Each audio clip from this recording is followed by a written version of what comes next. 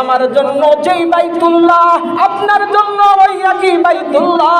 আমার জন্য যেই নবী, আপনার জন্য ওই নবী। আমার জন্য যেই কোরআন, আপনার জন্য ওই একই কোরআন। সব যদি একই থাকে, ও মুসলমান ইমানদার, আপনার কাছে আমার প্রশ্ন, এত বিভক্ত কেন? এত মারামারি কেন? এত কাটাকাটি কেন? ওরে বাবা, দুনিয়ার মহাব্বত দূরে ফেলে দেন। এই দুনিয়ার মহাব্বতটা কিন্তু কবরে আযাবের কারণ হয়ে দাঁড়াবে।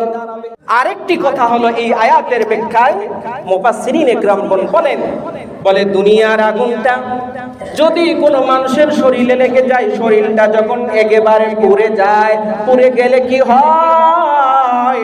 কলিজায় পৌঁছানোর দরকার হয় না, আগেই আল্লাহর বান্দা ইন্তেকাল করে। আর ওই হুতামা নামক জাহান্নামের আগুনটা যখন বান্দার শরীরে লাগবে, বলে অন্তরটা পুড়ে একেবারে ছাই হয়ে যাবে। এরপরও বান্দা মরবে না। বলে তার যেই পরিমাণ শাস্তি রয়েছে, এই পরিমাণ শাস্তি সে ভোগ করবে। আল্লাহ তাআলা আমাদেরকে যেন এই হুতামা নামক জাহান্নাম থেকে মুক্তি দেয়। সবাই বলি আল্লাহুম্মা আমিন। আপনারা কি হুতামা নামক জাহান্নামে যাইতে চান, না জান্নাতুল ফেরদাউসে যাইতে চান? একটু আওয়াজ দিয়ে বলেন।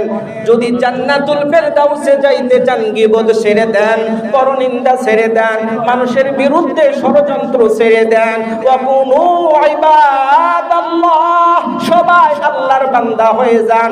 পরস্পরে গন্ডগোল, মারামারি, ফাসাদ একেবারে বন্ধ করে দেন। কারণ আমিও যেই আল্লাহর বান্দা, আপনিও ওই একই আল্লাহর বান্দা। কি বলেন? আমার জন্য যেই বাইতুল্লাহ, আপনার জন্য ওই একই বাইতুল্লাহ।